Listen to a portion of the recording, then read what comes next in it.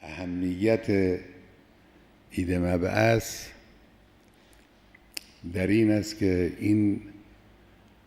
بعثتی که اتفاق افتاد، رابطه جدید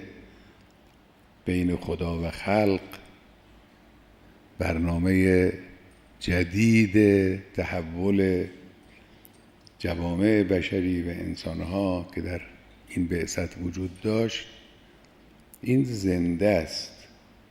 اهمیتش در این در همه ادوار، در همه احوال، در همه نقاط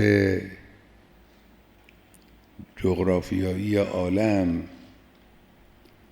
این بعثت، این برنامه، این تحول بالقوه توانایی این رو دارد که زندگی انسانها رو همچنانی که در اون دوره